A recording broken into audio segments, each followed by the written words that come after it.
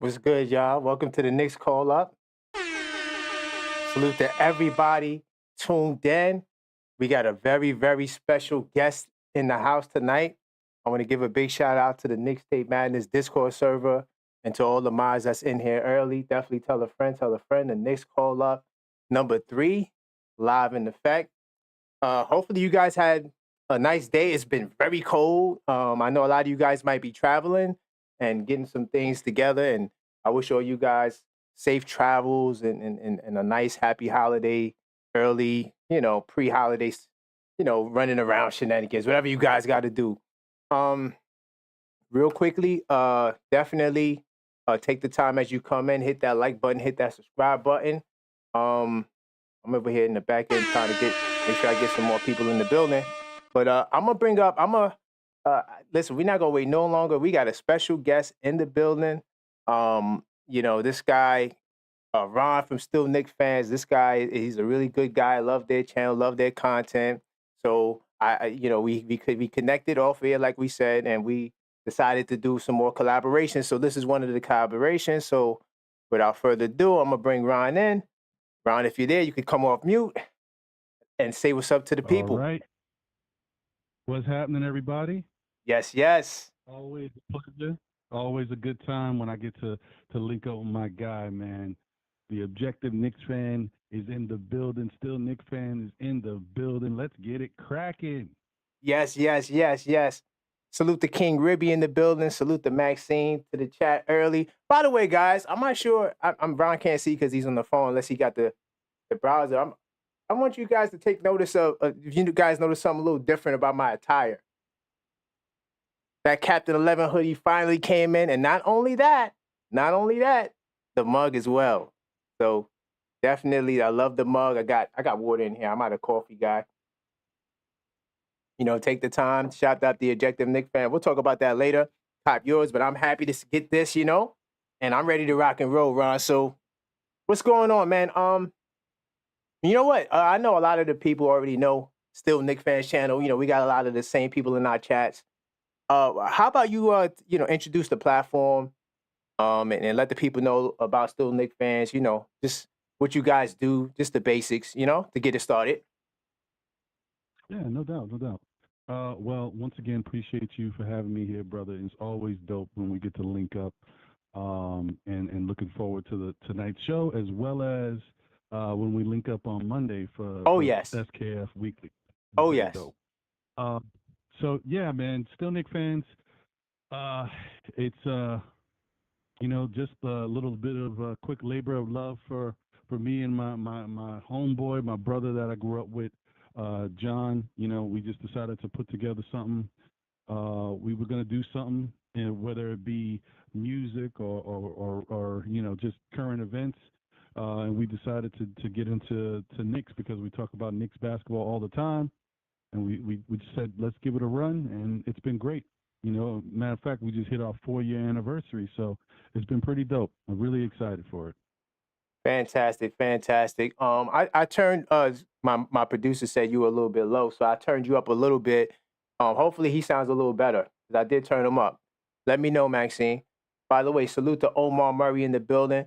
But yeah, definitely, still Nick fans. Definitely a channel that I enjoy watching. I catch a lot of your stuff on the go, on the run.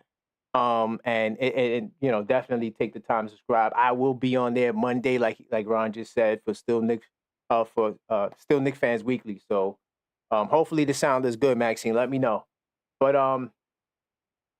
I guess how we can get this started. By the way, let me let the chat know. This is a call-up show, so you guys can call up. This show is for the Nick fans to come on here and voice their opinions freely. Right? This is not really a topic-based show. I mean, there's certain topics we could talk about. Like I want to talk about the game from last night a little bit. Even though I know we probably talk more about it, on Still Knicks Fans Weekly and maybe on Know the Ledge tomorrow. I know you're doing that as well. But I do want to talk a little bit. We got to talk about that game from last night. I mean, amazing. So if you want to join the conversation at any point in time, 646-995-8389.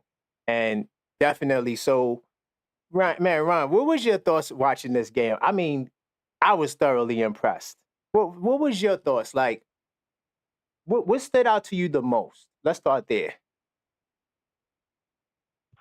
Um, I'm, hmm, I guess, um, well, first off, the first thing that stood out was the fact that they decided, or he decided, to feature himself. I thought it was interesting watching Julius come out the gate, right, and immediately try to, get going, which I don't think is such a bad thing, but I think it's a bad thing if that's not how your team's offense normally flows. Like if this is something, if it was a concentrated effort, uh, to do this just in this game, I don't necessarily think that's a great way to do things because that could throw off your whole offense and people just standing around getting cold, not being caught, and they're not in the rhythm of the game. And in the end, it could hurt you. That's Right. what I noticed initially. Just Julius just going at it. Now, and apparently, from what I saw after the game from different Timberwolves fans, I don't think that's how they've been playing lately. So I think this was a change of pace, and I think it might not have been a good look for them. Yeah, you know what? I agree because when I watched the Wolves game, the game they played prior to this Knick game, and I think it was against the Magic. Of course, the Magic didn't have their guys, but like you said, they were running a lot of screen and roll, and I was concerned about the screen and roll because a lot of criticism and knock on the defense has been like Towns' effectiveness defending the big guys on that play, especially down low pick and roll and things like that. They normally run a lot of pick and roll action with Conley or even Edwards. So when they wasn't really running it, and Gobert was just a non-factor, like I was like, oh man, they're in trouble. Even like at the first quarter, right, of the game, for us, what was made us get off to a slow start was the fact that we were turning over the ball, turning over the ball, turning over the ball, turning. I'm like, oh man, once they get them turnovers together, because we do a great job of protecting the ball, this game is a wrap because Minnesota, they are a defensive team. They were ranked number 4 in the defensive end. And by us limiting their ability to stop us, it allowed us to create. And we took away some of their best offense, which is off of defense and transition. So, um, so hopefully, okay, I got the cue that your sound is fine. So yeah, so that was my first takeaway in watching the game. By the way, salute to Nick P in the chat. Call up, like I said, guys, 646-995-8389. We're talking about the Wolves game from last night. That was one of the key things I seen. How did you feel about Mikal Bridges? How do you feel about Mikal Bridges though? Like, there's been a lot of knock on him or a lot of concern that he hasn't gotten his shot together, right? A lot of concern about even him on the defensive end, right? But recently, I think he's kind of, he's definitely turned the corner. What's your thought on Mikal Bridges thus far? Well, first off, let me just say, and I forgot to say that early. Shout out to your chat. Appreciate all you guys. I know we do share similar people in our chat, so salute to all Yes. the Nick fans out there. In particular, shout out to Nick P, Omar, King Ribby, what's good, and also the lovely Maxine Fiato. Shout out to you, Maxine. Yes, Um, definitely. New York City salute to Maxine. Facts. You know, I have been trying to get Nick fans to give some love to Mikal Bridges. I don't know. All of a sudden, he's kind of gotten their bad graces. Yeah. I do understand why it started. I get it. I mean, you give up a lot for him, uh, and you expect the return to be at least comparable to what you gave up. Is understandable. That's fair. He started off very slow. Well, he had a couple good games here and there, but he just was never consistent, and he didn't look great on the defensive end either. So when you're Right. struggling on both sides of the ball, yeah, people are going to be a little upset. And when the Knicks aren't, necessarily doing, I think the Knicks are playing great, 17-10. They obviously are doing fine, but that just shows us as Knicks fans we have such high expectations for the team. Plus, we're watching other teams around the league like Boston and Cleveland get off to such hot starts. It makes us feel like we should be right where they're at. So if we're not, we look at the team as, oh, we're not where we need to be as a championship contender, which is not the case. We are Right. right where we need to be, and as things progress, will be even better. But so I think that plays into Mikal. I think Mikal is right where he needs to be. I think he slowly started to get it together 7 games ago, and then now at this point, he looks like he's right where this is Mikal. Like he's cooking. Like he's cooking on both sides of the basketball. He's not defensively. I would say, is he his best that he's ever been? No. But is he a very good representation of what this Knick team needs right now? Yes.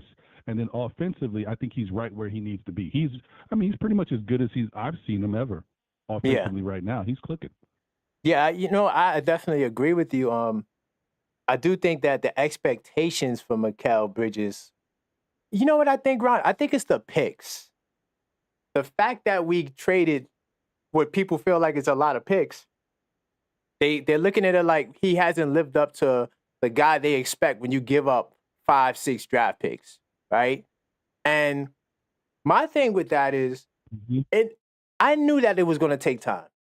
Like once I saw the first preseason game, I said, "Yo, we're going to have to give these guys at least 10 regular season games before we could even pass any judgments because of all the top teams in the Eastern Conference, and hell, you could even go to the league if you want to. The Knicks is like the brand new team. Like this is a brand new team. So like you said, we look at Boston and Cleveland and like what they're doing, and we're like, wait, why are we not doing that? Those guys been together. Boston just won a championship. They got the same team. Cleveland pretty much has the same foundation from when they met us in the playoffs a couple of years ago, and they built upon it and added a couple of new pieces here and there. But these guys got the same team, the same system. These guys know how to run they pick and roll and how they want to run things, right? So Towns and Brunson still, to me, hasn't even gotten to the apex of how great their pick and roll can be, right? And so I knew that Mikal shot wasn't broken. I was never concerned about the broken shot. I said it right here. I said, guys, this guy is a 37, 36% career three-point shooter. He's going to be fine. Let's wait for the regular season to come and he's not hitting it and he's not doing what he has to do. And then but even in the beginning, still that was too early because like I said, I knew that with time and more reps, these guys are just going to get better and better and they're going to become more dangerous. And so Mikal, he's really stepping up his game. I think he's getting used to his role too. I wasn't a big fan of him at the 2 guard position. I felt like putting him at the 3 would be better for him because one, he won't have to guard, the best point guards every night, this, that, and the third. All the things that's entailed. Also, as a 2 guard, you gotta make plays offensively for others, right? That's something that I wasn't really sure he would be able to do because not that he couldn't do it, but we wouldn't ask him to do it, right? So Josh Hart has sort of filled in that role, even though they kind of play positionless basketball. At one point, Josh Hart's a 4. Next point, he's a 2. Like, it's all over the place. But in terms of setting up the offense, I didn't know that Mikal had playmaking ability, right? And because Josh Hart was doing such a good job at it, that was my concern. But he showed me a little flash last night. He had 6 assists, like 4 assists in the first quarter. So I think that Mikal is fine. If it wasn't for Towns, because, I do the Knick of the Week, if it wasn't for Karl-Anthony Towns putting up these crazy numbers in the recent weeks, Bridges would have won a couple of these Knick of the Weeks. So I think Bridges is fine. I think all these guys are right where we want them to be, and they're getting better. So it was never going to be something that was just microwave fast. This was more, okay, we're going to take our time and build throughout the season to where we want to be. So that was Right. my take on Mikal. How do you feel about Donte? Because Donte, a lot of us was upset over the trade. Not much so for Randle. It was really for Donte because of what Donte was able to do. But you see, he hasn't been performing the way we want him to. Oh, wait, hold on. We got another caller. Hold on. Hello, caller. You live on the L? Oh man, we going live. We live, man. What's your name? Where you calling from, brother? Man, 713 Gamer. I'm from H-Town, man, Houston, Texas. Salute to H-Town. H-Town in the building. What Oh is it you yeah. would like? What is it you would like to share with us on the line tonight? Yeah. I mean, I'm sorry we beat y'all, but yeah, y'all put up a good fight, man. That was really good. Y'all probably gonna go somewhere better than the Oh, Rockets oh, they okay. suck. So hold on. So you a Hawks fan? No, I'm a Knicks fan. Oh, okay. Because you said we beat y'all, so I'm just trying to see what angle you was going with. Houston, man. Houston Rockets, bro. Oh, you rocking with Houston? Oh, copy. Okay, cool. Yeah, man. Down south, So man. Down south. nah, Rich, You that's got this, salute. man. Is that who you got with you? What's that guy with My with man, with the hat on? What's your this is hat, my man? man. This is my man Ron. From Still Knicks fans in the house. Man, Ron. I knew that face looked familiar. I've been seeing posters of him around my city. You know. Oh, I didn't know Ron was big in Houston. Yeah, hell yeah, man. Homie, a legend. Salute, Yo, salute. for real. Thanks for having me. Much love, man. Your show fucking rocks. I'm a new subscriber. Y'all, peace out. One yourself. All right, peace. All right, man. Keep the Okay. calls coming up. All right. That was an interesting call. 646-995-8389. He tried to troll, but I don't think he did a good job at it. But it's all good, man. Listen, you come on this line, let's talk basketball. Let's talk basketball. We don't gotta come out and troll right away.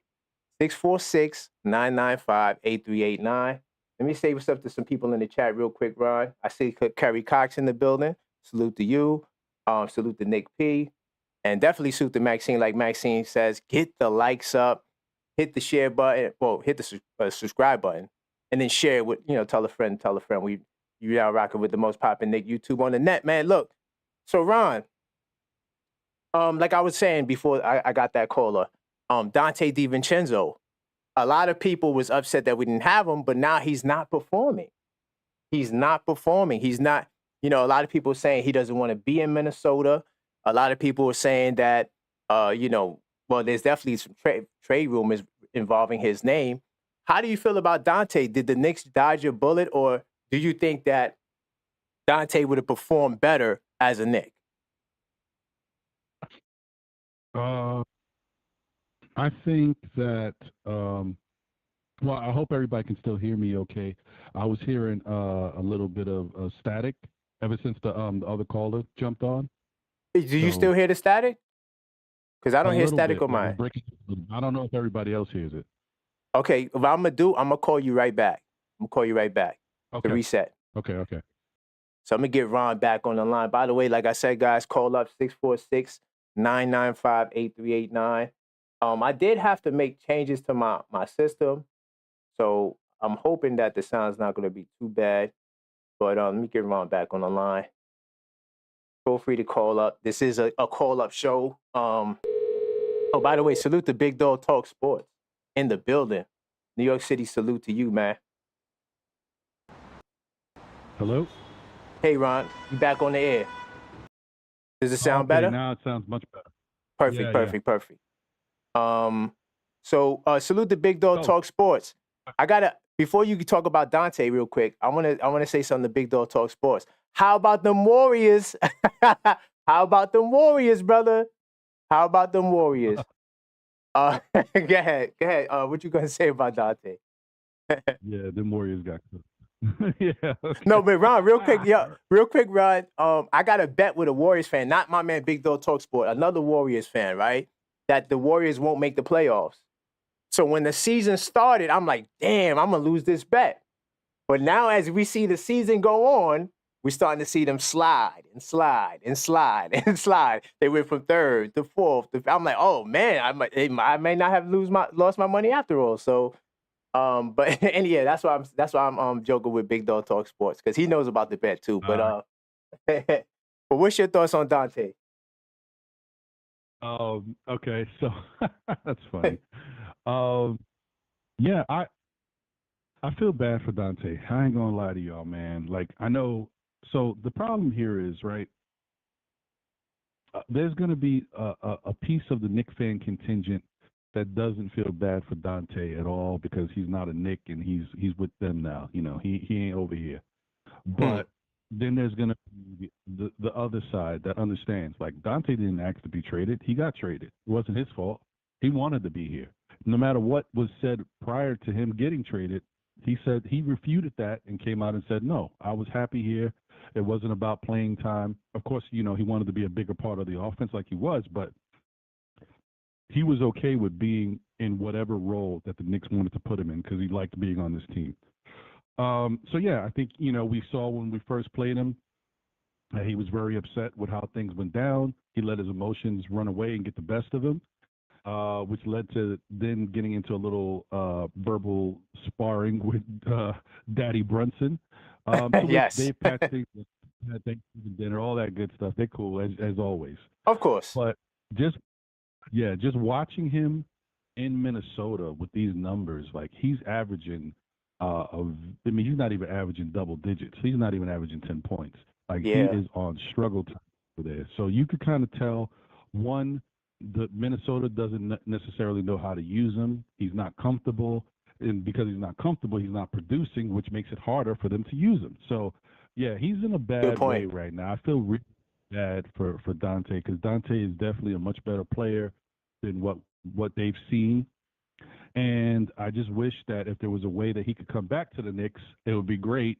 But who knows? Maybe that bridge is burned. But I do feel bad for him. I mean, last night he had 15 points. You barely noticed him. He was out there in garbage time with the bench. I mean, it just didn't look good as a representation of everything that Donte did in that 1 year with us. But he was incredible for us. So I feel a little bad for him. Yeah. To also answer that, first of all, once a Nick, always a Nick, man. I don't bad talk players. Like even period, I try not to really go in on the players. I'm more of I'll go in on the Warriors, right? Like, yeah, the Warriors, this, that, and the third. We can have fun. Of course, the Ops, the Pacers, the Heat. Yeah, we don't like those guys. I try not to be anti-player because, like you said, yeah, players come and go, right? I that's why I consider myself to be the objective Knicks fan. I say I'm level-headed Knicks talk. And I try not to, I'm not a jersey guy. I'm not the guy that's going to buy jerseys because I don't get too attached to players because I know at any moment in time they can go, right? Yes, I was sad to see Donte go. I wish we could have seen. Honestly, I had this unfiltered thought. I never published it. Salute to the members on the channel. You guys know I do the unfiltered thoughts. But I had an unfiltered thought really highlighting the fact that we never got to see the 4 Nova boys. And Randle, of course. Randle was balling too when they went 12-2. We never got to see like what if that would have been the championship team? Not to say that we can't win the championship now, but it makes you wonder. And I got Donte's stats on the screen, but his numbers. 32% from 3, 36% from the field, and we were getting on Bridges when Bridges was shooting 30%, 32% from 3.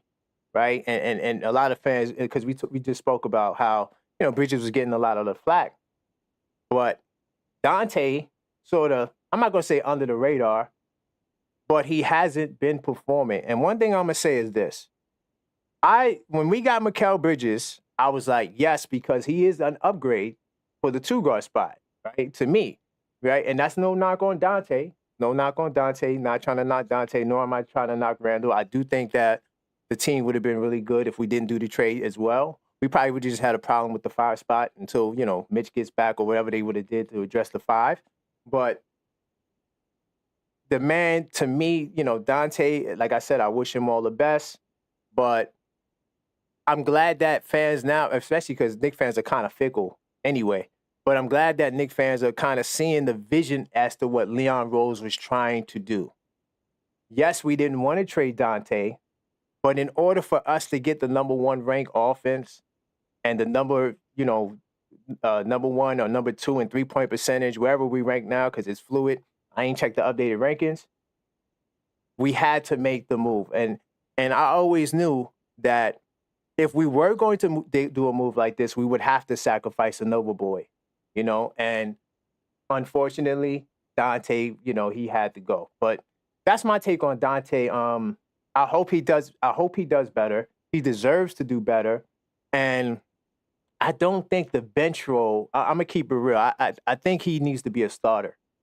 I feel like the way they're using him off the bench, he's kind of like a point guard a little bit.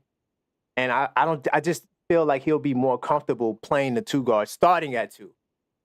You know, but that's just my take on Donte. I agree with that. He definitely should be a 2 guard. A guy who broke the Knicks record for 3-point shots made. Why would you want to pigeonhole a guy like that and basically handicap him and make him a point guard distributor? You know, shoot when you have the shot rather than being able to let it fly. Like I think that's tough for him. Yeah, and then they already got the kid Nicole Alexander-Walker. That kid is pretty good. I like that kid, but I feel like he clashes with Donte. You know, I feel like there's a clash there. Even though they play together, it's like, you know, he's kind of where Donte needs to be, right? And then they got the other kid too, Dillingham. You know, sometimes he gets mad. I don't know how they play all these guys. Like, they play like 11, 12 guys off their bench. You know, it's pretty amazing to see them do it. But I do feel bad for Donte, but I feel good for us. I'm sorry. I'm sorry. You know, I'm with you on that, brother. I feel like we got the upgrade, you know, that we needed in Mikal, but that's just my take. Go ahead. I don't want to stop your wisdom. No, I was just gonna say, as I was saying, like I said, it goes back to they don't know necessarily how to use him, or they refuse to use him in the way that would benefit them the most from having him on the team. Right. Maybe he doesn't have. I mean, say what you will about Tom Thibodeau and his defense. Tom Thibodeau gives guys the green light. Guys who can shoot it get the green light. And I don't know if he necessarily had the green light over there, because if he did, he would be starting. You know what I mean? They would have him as a starting shooting guard. Fact. I agree. Kerry Cox says, he says, no, is that Kerry Cox? Oh, I'm sorry. Just got a notification. Blocked my window. It says Kerry Cox says Donte in Phoenix. The problem with Phoenix is he'll be in the same role, you know, because they already got Grayson Allen. And who else they got? They got, of course, they start Bill, Booker, Durant, but I think Allen is the backup 2 guard right now. And I honestly don't know who they would trade for to make that happen. You know, I don't know. I don't know about Donte in Phoenix. I think he'll be in the same position. Yeah, I don't know either, bro, because I think like Donte needs to go to a team that isn't.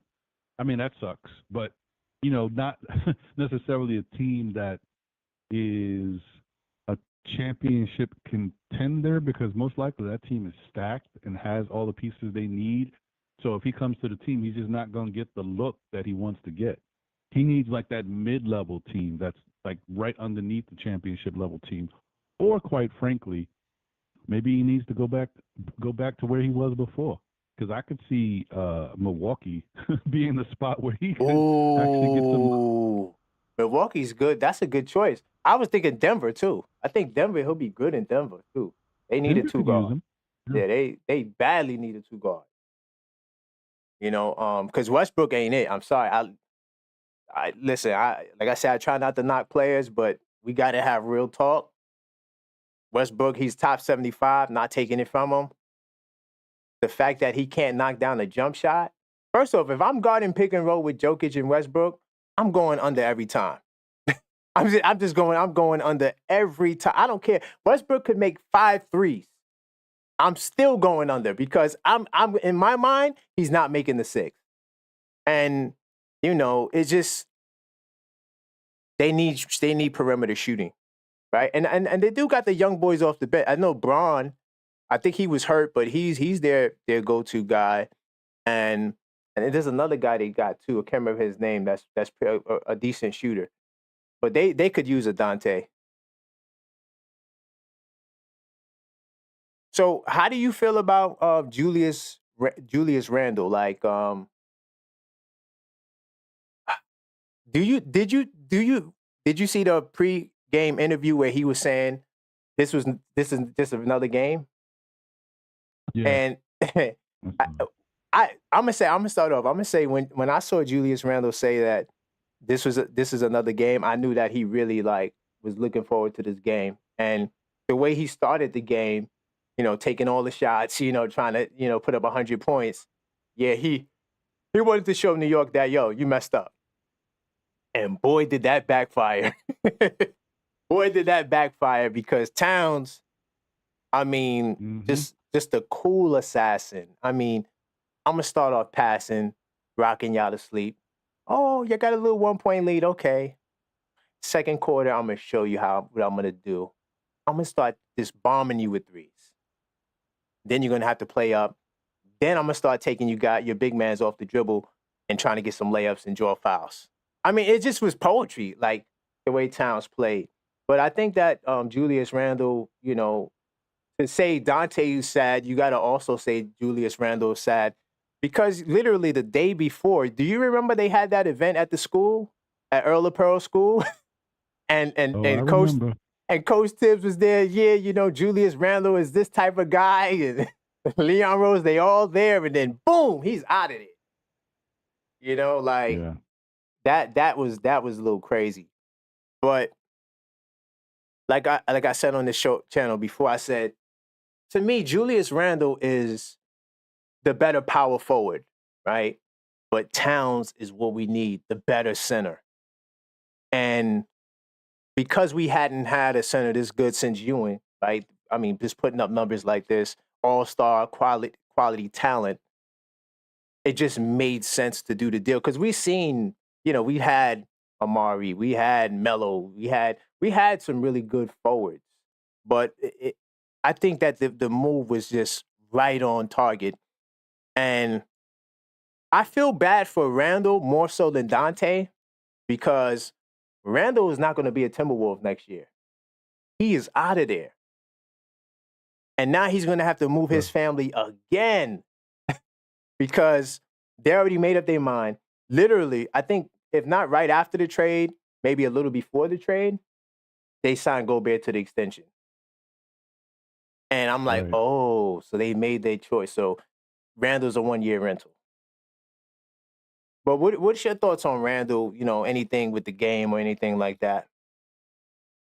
Yeah. No, I agree with you, bro. That sucks for him and his family. Though I do think, I, I think but I actually think it's both of them. I think Dante has the same situation. I don't think Dante is going to be a Timberwolf next year either. Oh, I okay. think, they, yeah, I Oh, don't think, I don't think they realize. I don't think, even though I thought he'd be a good fit for them, but I don't think they're willing to utilize him in that way. I think they have a different mindset for their offense. And I think in the end, it's not going to be good for them. And I don't think Dante's going to be happy. And I think they're going to wind up trying to get something else for him because he's still an mm, asset. He looks really bad right now, statistically, compared to what he was with the Knicks. But yeah. I think the NBA execs and people around the league know that there's more to Dante, and that he's just not comfortable right there. So it's not like he's a washed-up player. So he still No. has value, but I think he's going to be gone. And I think Julius doesn't, unless something changes. I don't think Julius really wants to stay in Minnesota either. I think he'll have the chance to be a free agent and go where he wants to go. So I think he will go where he wants to go. So, Yeah, but yeah, you're right. Yeah, go ahead. Continue if you keep going. um, but as far as so Dante was very, as I alluded to earlier, Dante was very vocal in how upset he was, and he couldn't contain it in the last Yeah. game that they played. Julius has been quiet. Plus, in that last game, he wasn't healthy enough to play. So he hasn't really had a chance to really deal with those emotions publicly on the court until last night. And it's sad in a way because it's unfortunate that Julius was like, I want you guys to understand that I'm looking at it from all angles. For this former players, I want you guys to understand I'm happy for you, but I can still ball. I can still do this thing. Look at what I can do over here. Look at what I can do to you. This is what you could have had still because I could still ball. Right. And I think he was trying to show that and also show the execs like y'all messed up, Yep. right? And I'm gonna cook y'all. You know what I mean? You got what you got, but I'm gonna cook y'all too. And I thought that was his plan. And in the beginning, it started to work at least to keep them in the game. Like anything could happen from there. But we all know what the final result was. Yeah. It turned quickly in that second quarter. But and unfortunately, you could tell that Julius couldn't come back from what was happening. Like his emotions were too much. That's why at the end of the game, he couldn't even go over in front. Like I can't. One, I don't want to shake Tibbs' hand and all these other dudes' hands. But Mm. my teammates, maybe I do want to shake their hand, but we got blown out. So I came out trying to cook y'all and show y'all that who I am, and then my team got smoked in the end. I gotta go. I gotta get off this court. So Yeah. I think I feel bad for him in that regard because it don't. I mean, not only is he going to have to deal with the fact that he came out guns blazing, but in the end he got, he had 22 points I think in the first half, and then he finished with no, I think he had 21, and then he finished with 21, 24. 24. So he got Yep. 4 points. Yep. Yeah, so he's going to get criticized by the Minnesota faithful. The Oh, Knicks yeah. cooked them. Yes. So you got the Knicks fans talking about him. And then it also is just looking at my former teammates and knowing that they cooked me and I'm stuck over here in Minnesota. I just think he had to get out of there. Like, I got to Yeah. go. Yeah. Because I'm a boxing guy too, right? So one of the things I learned from watching boxing is like when a boxer says something, usually it's the opposite. Like, never believe what a boxer say. Like more than likely they really mean the opposite. So when Randall was saying that and trying to avoid the questions at the press conference, yeah, he was taking it personal, and Mm-hmm. of course he's within his rights. I'm not saying, oh, you got to be, this completely, emotionless person but in terms of Randall, and because you said something I want to respond to, but real quickly in the game too, another thing that stopped Randall was they threw OG on him. When they put Oh, OG yeah. on him in the next quarter, oh Mm-hmm. boy, Mm-hmm. things have changed. Like OG shut him Mm-hmm. down, and this is Mm-hmm. why I was a big proponent for Precious in the starting lineup, because I felt like Precious will take a lot of pressure off of Towns and OG. One, OG ain't got to guard Giannis and these big guys like that anymore. Yeah, he can do it and of course he's the backup power forward in the rotation if he's not starting as a power forward. So yeah, he's going to get time there, but you get to really see OG in another facet where he can shine defensively, and that's help defense. He's a really good help defender. He'll come over, get a side steal. The guys don't even know it. His arms are so long, he'll reach from the other side of the court. Like, that brother, OG Anunoby, I mean, he is special. And then also, Precious takes the pressure off of Towns, because one of the things that I was a little concerned about with 5-out basketball was turning Towns into a power forward, at least on the defensive end, whereas you put Randle on Towns and put Gobert on Precious, because Randle has an advantage over Gobert in a lot of the fives because they can't guard him on the perimeter. But when you put a power forward, somebody like a Aaron Gordon or somebody like that on Towns, right now, those guys are a little better defending the perimeter. Not that he can't cook them, but I rather Jokic trying to guard Towns out there versus Aaron Gordon, right? So, but even still, Towns, he still was, it didn't matter who was guarding him. Nas Reed, didn't matter. And Precious, I think that he doesn't compromise the 5-out system that they clearly want to run, right? Because he hit a three. He took a three. He's not a three-point shooter, but he can camp out in the corner, and he's a threat to drive. He's a threat to slash, cut, and he's a lob threat. So, for bringing it back to Randall, because I wanted to add in that point about OG guarding Randall. Anyway, to take it back to Randall, he might be wind up back in the New York area. I think the Brooklyn Nets would throw some money at Randall because I don't see who else they can get. I mean, there's a lot of things that can happen, but I feel like you're going to have teams like the Warriors, teams like, I don't know, Clippers. You're going to have teams that are desirable destinations that are going to make themselves available to try to get a star player, which will take some of the light away from Brooklyn, right? So maybe they can't get anyone else. And now they throw money at Randall. Now he's back in New York. Could you imagine? Oh, boy, you got to see Randall 4 times a year with Cam Thomas. Oh, man, that's just not good. By the way, salute to some people in the chat. Definitely David Smith. Randall has to take a huge pay cut. I don't know about that. By the way, oh, my God, salute. First off, Ryan, real quickly, I got to salute the Knicks Tape Madness Discord server. We got Sam in the building. Salute to you, Sam. We all know that Randle is emotional and wears his heart on his sleeve. Big facts. Big facts. And I'm not mad at him for that. I just wish that, but I don't wish it because, you know what? Since we're here, let's go there. Let's go there, Ron. Perfect. Because I got a Knick guy on the line. It's funny, right? The Knick call-up shows, I've been having like fans of other teams on. I had a Net fan, I had a Warriors fan, and a Laker fan. Now I got a Knicks fan here. So now I could ask you certain questions that I don't really normally get to ask Knick fans, right? Live and in person, or at least on the phone. How do you feel about Isaiah Hartenstein and the paradigm or the dynamic that if Isaiah Hartenstein re-signs with the Knicks, more than likely you don't get Towns? Where are you with that? If the choice is Isaiah Hartenstein come back or trade for Towns, where are you? Hold that thought. We do got another call, man. Hold that thought. Let me answer this call. Okay. Hello, you live on the air with the Objective Fan. What's your name and where you calling from? Yes. Hello, this is Myron. I'm in the Bronx. Oh, salute to you, Myron. Let me merge you over. So, hello, Myron. What's going on? What's on your mind? I'm 94 years old.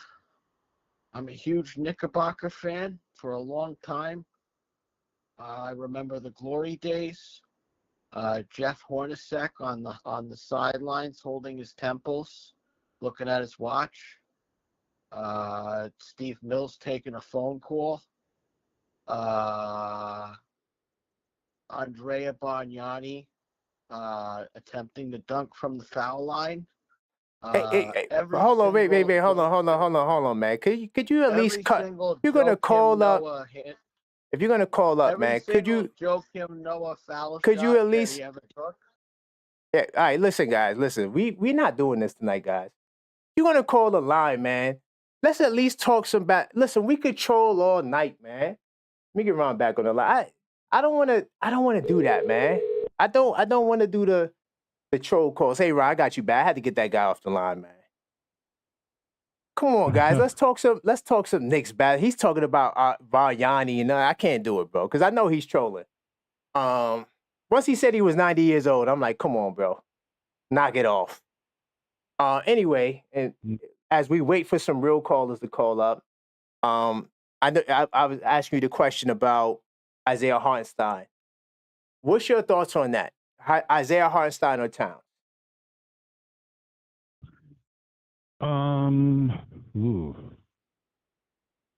That's a tough one. That is a tough one. See?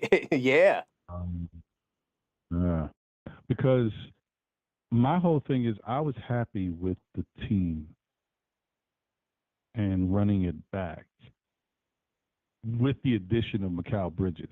Right, yeah. He's included. He's included. Yeah, of course. But I wasn't as happy with the addition of Mikal Bridges keeping Donte and Julius and not having Hartenstein. Because to me, you're not, like, now you have a problem, right? Because, starting this season and watching the Knicks go through everything, don't get me wrong, I always valued Hartenstein. I valued the difference of his game out there as opposed to Mitch and what he can bring and how our offense would flow better, how the ball would move better. And we wouldn't really miss a beat defensively or on the rebounding end. But watching this year and watching how we have struggled in the rebounding department in certain games, in certain aspects, and how we have had a hard time defensively, like controlling the paint, it made me appreciate Isaiah Hartenstein even more because I said, you know what, even when Mitch went down, all that time, everything the adjustments that had to be made, I'm like, this Knicks team won a lot of games in spite of not having people out there on the court. And the only way we were able to do that is we had consistent play from Jalen Brunson, and we had good defensive play from all of the guys, including the heavy load that Isaiah Hartenstein had to take on defensively and rebounding-wise. So to me, when I start to look back, I'm like, man, Isaiah Hartenstein was a much bigger part of this team than I gave him credit for. So yeah, if we're going by reality and what it was, he already made the move, right? So we would have had to start without him. And compared to Towns, obviously I go that route. But if Right. you're saying Isaiah Hartenstein re-signs and we keep the same core, I would have been cool with that. Yes, it's different because now we know what Towns can bring. But I do think that if the Knicks had Hartenstein, Randle, and Donte, we could still be 17-10, if not better, right now. Okay. I'm not saying that in the end would make for a better team. Mm-hmm. I'm just saying I think it would be better early. Yes.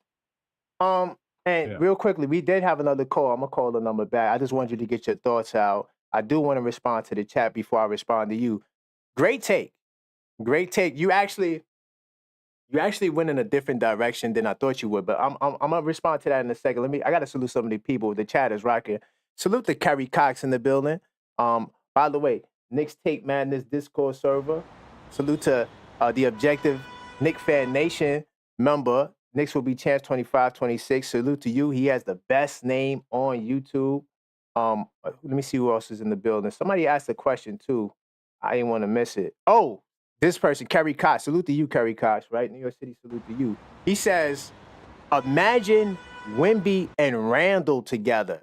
That's another team that could get Randle. The Spurs could do it. They definitely could do it. That'd be crazy. But to answer your question, and then I'm whoever just called, I'm gonna call you right back in a second.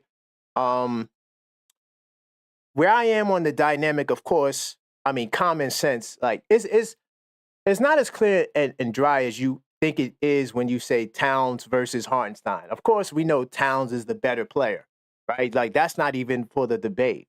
I'm gonna say this.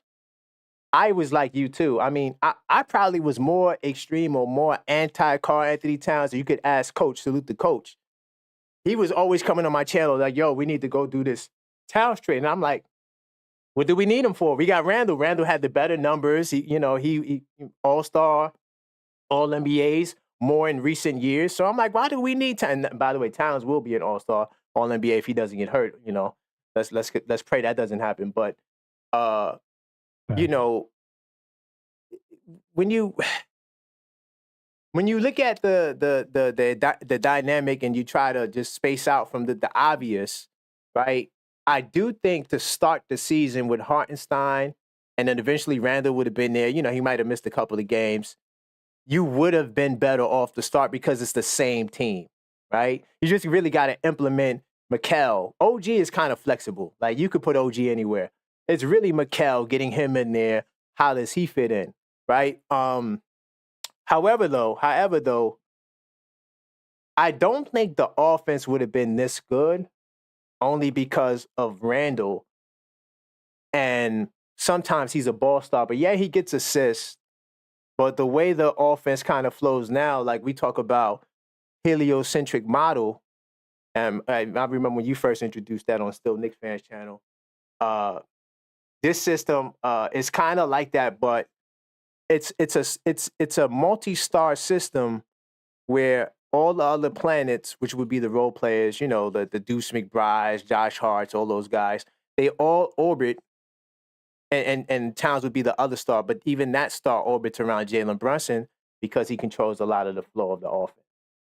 So Isaiah Hartenstein, we might have been better to start. I don't know if I think the team probably would be the same because I think both teams have great potential. But because Hartenstein left the way he left, I think Towns is a great consolation prize.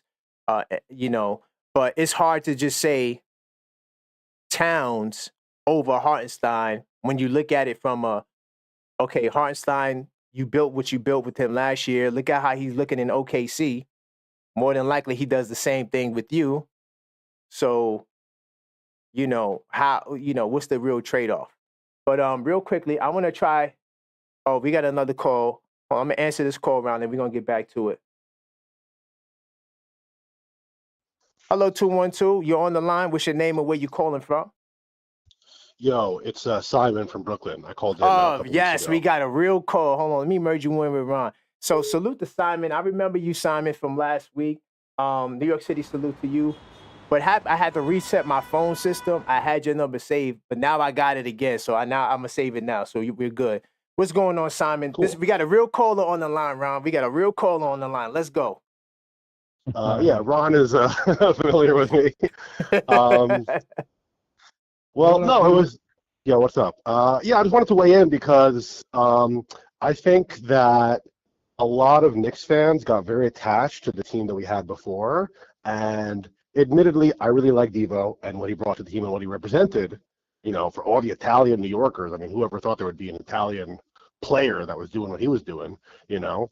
But Right. I'll be honest, I never had any particular affinity for Randall, and especially seeing him now on the Timberwolves, I mean, there's a lot of his flaws are rising to the fore, and I mean, I'll just come out and be honest. I'm not going to sugarcoat it. I think he's a very arrogant player in person, and I think the way that he plays, like Jalen Brunson is ball dominant for sure. He dribbles more than like anyone else in his position. That's 100% true.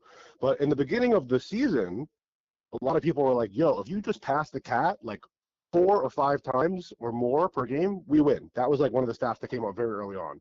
Which is Right. not a lot. That's really not a lot for your second, guy who's that good. And he took that criticism and he was like, "Yo, fuck it, I'm gonna pass more. That's it." Like it didn't take him. He didn't have to go soul searching and go through this massive long process. He was just like, "Oh, that's what we have to do to win. Fine, I'll do it."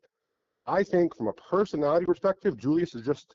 It's so difficult for him to just not be the number one option all the time, to not have his way all the time. And this is, I don't know the guy, but just from what I see on the court, how he plays, like he gets into fights and stuff on the court, the type of person he is, he's very, he plays with his whole heart on his sleeve, but not like Josh Hart. I feel like is loyal. He does what's for the team. That's what he cares about, But I feel like even integrating someone like Mikal Bridges into the team would be automatically more difficult just because of how Julius Randle is. And if you look at now, like Gobert, like if he doesn't get along with him, first of all, hard the team, but then like how do you reconcile that? And this is kind of a weird reference, but go with me for a second. Okay, we here. We When they riding with you. first traded Julius and Donte to Minnesota for Cat, my immediate gut reaction, just because I really like Donte and what he brought to the team, I was like, this is a panic move, this is dumb, whatever, fine. But after a night or two, I start to think on it, and there's a term from competitive Pokemon called role compression. Okay, I'm getting very nerdy here. But if you have two Pokemon and you can do their job with one, that's role compression. You know what I'm saying? So if you Yeah. have a tall, bullying guy who can shoot threes at a very high level, well, that's kind of, it's obviously not the same as both Donte and Randall, but it's kind of like you took two of them into one person. You know what I'm saying? And the assist facilitating, all that kind of stuff. And Yeah. even another thing is, Leon, I don't really like to have blind faith in people, but Leon Rose, you cannot say that this guy is not a shrewd evaluator of NBA talent. This guy, if he looks Yes. at a player, he sees it in a different way than any of us. He sees the code in the matrix. You know what I'm Yes. saying? Like he sees stuff that nobody else sees. And when I started to think about it, I was like, every other team in the league seems to be trending towards at least having one big dude that could shoot threes, like a 7-footer that could really shoot threes, right? Miles Turner killed us in the playoffs, right? Joe Kick. I mean, how many of these guys are there in the league now? Even Nas Reed, like he's not at that level, but that is such an archetype that you need. And people always talk about, oh, the point of release for a three-pointer. You want to release it higher and higher and higher, right? Well, if he's already starting off at 7 feet, you know what I Yeah. mean? Like that's already It really is hard what to it is. defend. Yeah. Mm-hmm. And I thought about like some of the upper level elite matchups. Like I heard in the past that Miami and Bam Adebayo always used to be a very tough matchup for the Knicks. Well, not anymore. I also heard that Cat has like his highest point averages against the Pacers, like just historically. So he himself is a bad matchup for the Pacers. Does that win us a playoff series automatically? No, but it makes the overall matchup spread better. Right. So once I kind of got out of my feelings a little bit, and I still hope that we can get Donte back, I really started to see the logic. That being said, though, and again, I'm going to sound a little nerdy and whatever, but I look at all these different players as like, I don't know if you play fighting games or how nerdy you are, but like if you go in Tekken or Street Fighter, they have their move list, right? Yes. Isaiah Hartenstein, he has X, Y, Z moves, and every different character has their own strengths and advantages and disadvantages. So Isaiah Hartenstein, like I like to compare him to Cordy because they are just frankly very similar. in a lot of weird ways. Mm. But, for example, Hartenstein is definitely he's an elite rebounder. He's got to be one of the best in the NBA. I mean, off the Yeah, top of he my head, is. I don't know, but No, he is. He's up there.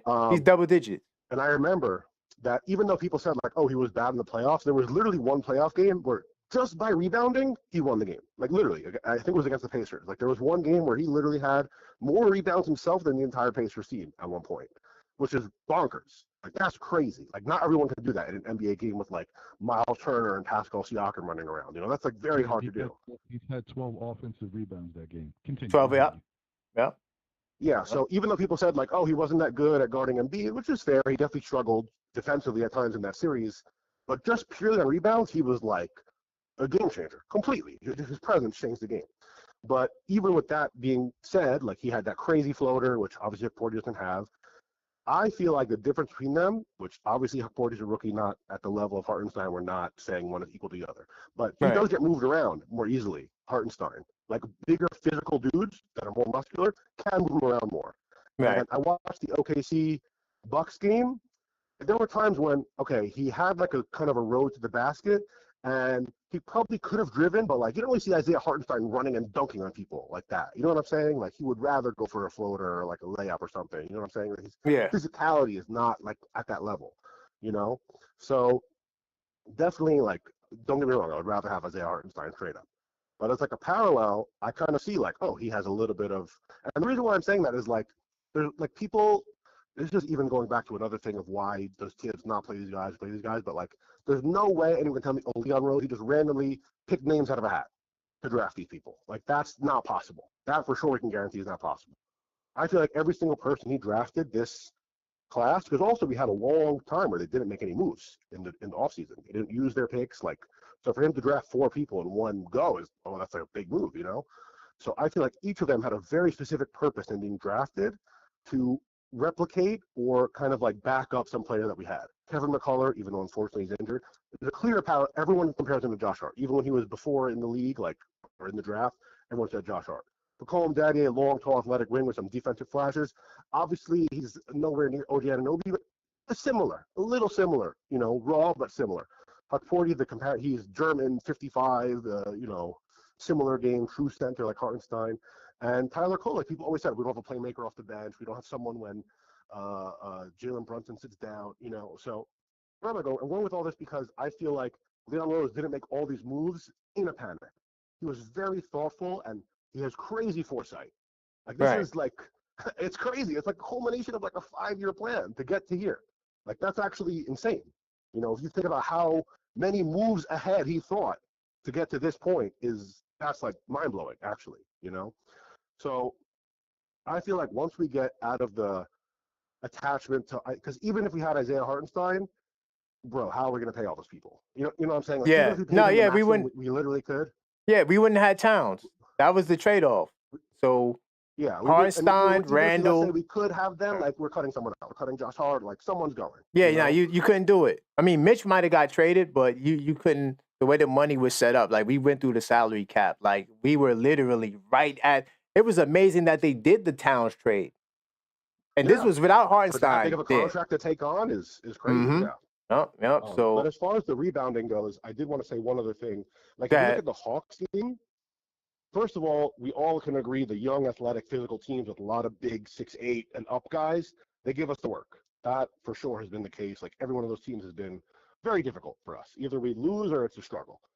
And I think in that game, there was kind of like a strategic, like you saw multiple dudes going up for rebounds at the same time, where I think the solution would be like, oh, maybe one guy could box out and then another guy can go for the rebound, which is not really the traditional way of doing it. But if you have 3 huge dudes swarming the glass, trying to go for rebound, and 2 of our players go up at the same time, like, it's not really great. It's like a scramble. It's like not really a strategic way if we need to get a rebound. You know what I'm saying? Yeah. And like, for instance, against like Houston, like they're not a 3-point shooting team. They didn't beat us by shooting threes. They just trampled us, basically. They mauled us. That's like what they did. Yeah. And that's why I think, like, imagine, for example, obviously Tibbs can't play rookies, whatever. We can go, no, that's a whole other separate debate. But imagine, for example, the Hawks game, you had Huckporty boxing someone out, which I think he's good at. He does gore toss screens very well, and he's just a big, hard guy to move. And then Cat goes for the rebound there. or maybe Precious boxes out, or Cat, like something like that. You know what I'm saying? Yeah. So I think that there's a lot of clear intent with Leon Rose making these moves, and I think once you remove yourself from the emotional attachment to these players and just see them as like, what is their kit? What can they do that is different from other players? What is good? What is bad? What is a better thing they do? A worse thing they do than other players? And what do they bring to the team? What is that they add to the team uniquely? So, like I said, obviously I prefer to have Hartenstein here, but and it's just not possible financially. And even if he was here, I feel like there was things that would have been worse. And obviously, like I said, a lot of Knicks fans have a lot of affinity for Randle because he helped lift the team out of the doldrums and whatnot. I never had any particular attachment to him. He's a great player, whatever. But I feel like he's so good that it even like justifies his arrogance a little bit. You know what I'm saying? Which is kind of like Yeah. a bad combo. It's not like he's a bum and he's arrogant, because then people would just feel like this guy's a joke. But when you're actually a very good player and you're arrogant, it's like almost like how Kobe would be to Shaq, right? Like Yeah. Shaq was probably, if Shaq was a little more humble, he could have been like almost like a Michael Jordan, if he would have worked on his free throws, whatever, blah blah blah. But he's just not that type of guy. You know what I'm saying? He's not that guy. He's like, oh yeah, you're right, I should work on my free throws. Like, no, it'd be like, go screw yourself. Like, so I feel like it's just true. Even on TNT, bro, they say one thing, then he flips out. Yeah. He's so sensitive, it's crazy. Yeah, for sure. But man, So thank I you don't for know. I the feel like thank you, man. Thank you for calling, man. You gave us an earful. I got a whole bunch of calls. I got to call back. I appreciate, yo, Oh, man. my bad, yeah. No, you good, you good. Freeland, Yo, my bad. no. Listen, man, I got to give you a New York City salute because you say a lot of good stuff. That's why I let you talk. You know what I'm saying? If you talking this real talk, I'm gonna let you rock out. I agree. I think that Hartenstein has a lot of positive, a lot of pros. I do think that Randle has some shortcomings, and the honest truth is that Towns is a better fit than Randle. So, but I'm gonna take this next call. Thank you for calling in, man. Definitely, I look forward to your calls in the future. I got your number saved as well. Peace out, and thanks for taking the call. All right, man. Thank you, Simon. So that was Simon. See you back, boss. All right. Ron, I'm gonna clear the line. I'm gonna bring you right back. So, yo, guys, keep the calls coming. I got a couple of callbacks I got to make. Let me get my man Ron back on the line first. I see you guys calling. Great show. I'm enjoying the conversation. Definitely enjoying the conversation, man. Thank you, Ron. There's one more call I want to make. We missed the call. Hold on 1 second. No doubt. Oh, yeah.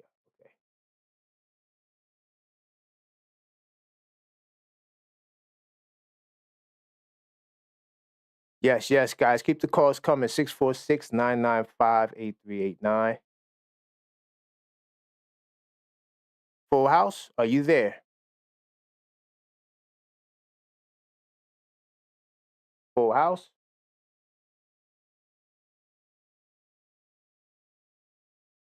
Okay.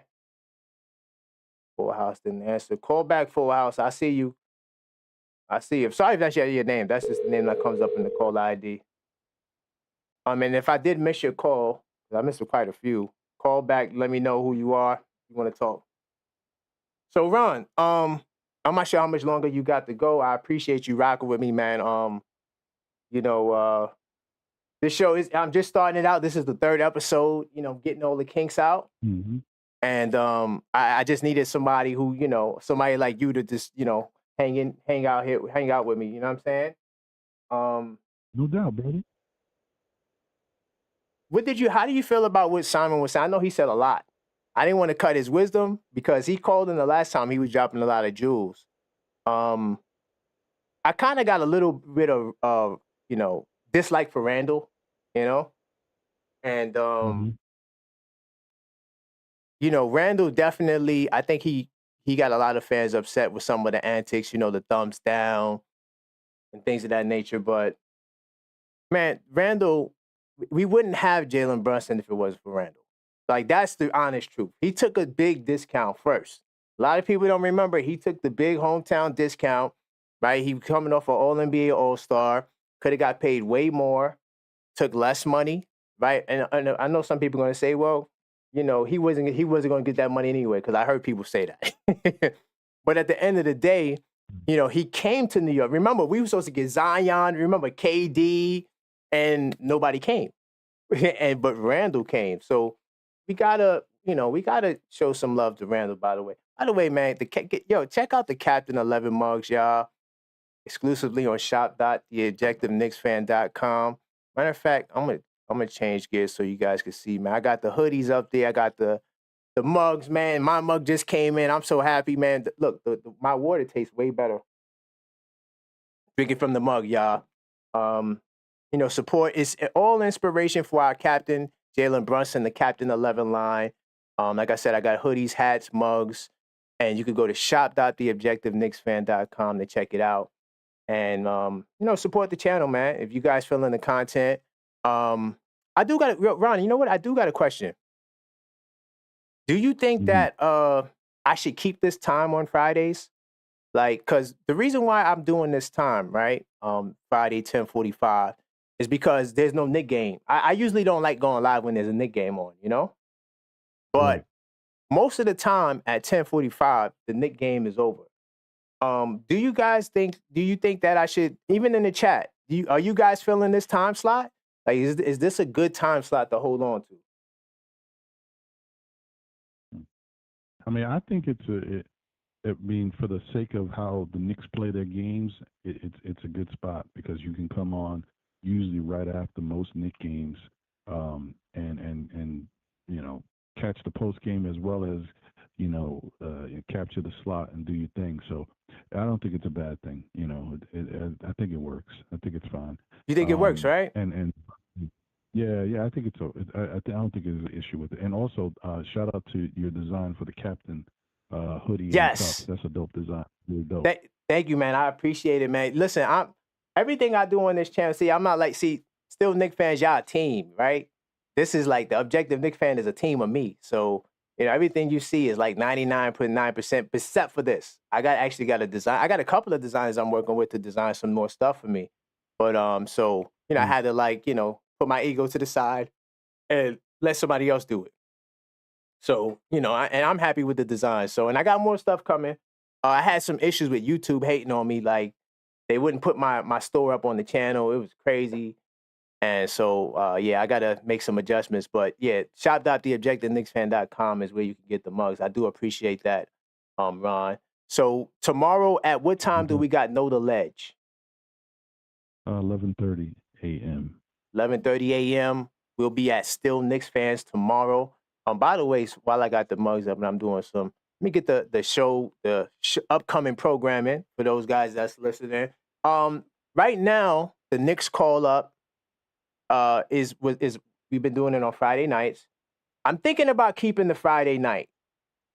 When you look at the upcoming schedule, you can see that we got the Knicks call up scheduled for next Thursday at 9.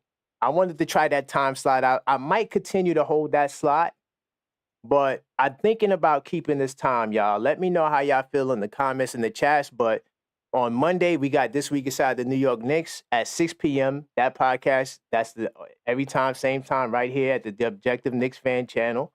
So you got to subscribe. If you're not subscribed, hit that bell icon and definitely make sure you're there. But also this Monday, right, December 23rd, right before Christmas, I will be on Still Knicks Fans Weekly, man. So I'm looking forward to that. New York City, salute to Still Knicks fans. And that's going to be a show. Quick question. That show's going to be at 9:45 or 10? That show will be at... That's a good question. Because I don't remember. Did we say that the Knicks don't play on Monday night, do they? They do. They do. They got a game at mostly Monday, Wednesdays, and Fridays they play. So They play Monday 7:30 Toronto in the Garden. Yeah, I think it was going to be 9:45 or possibly 10. I'm not sure yet, depending on how it looks after that game. Like it's either going to be 9:45 or 10. I'm not going to start it later than 10. Even if the Knicks is playing, I'll still jump on and finish up the game and then get into everything because I don't want it to go too late. Okay. Yeah. So around 9:45, 10 o'clock, we'll be live on Still Knicks Fans channel. Make sure if you guys are not subscribed over there, you go subscribe over there. And then, of course, like I said, next Thursday at 9, I'm going to keep that time. Next Thursday, 9 o'clock, the Knicks call-up show will return. You guys can call up, call in, and let me know your thoughts. Please don't troll. Listen, guys, don't troll me, man. Just let's have a conversation, man. Let's have a conversation because I will hit the hang up button. I have no issues with just hanging up on you. And if you did call and you couldn't get through, now is a good time to call back. I don't have any other callers, just me and Ron just talking about the schedule. And then also the last thing on the upcoming program is Friday at 10 a.m. I'm doing another Knicks in 10 show. And if you guys don't know what the Knicks in 10 show is, the Knicks in 10 show is me breaking down the Knicks every 10 games. We look at their progress. We look at stats. We compare from this year to last year. It's a very deep, informative show. If you want to see how the Knicks is doing, definitely check that out. That's going to be next Friday, December 27th at 10 a.m. So, cool. And Maxine says she's like 10:45 p.m. So I'm thinking we're going to keep this time slot.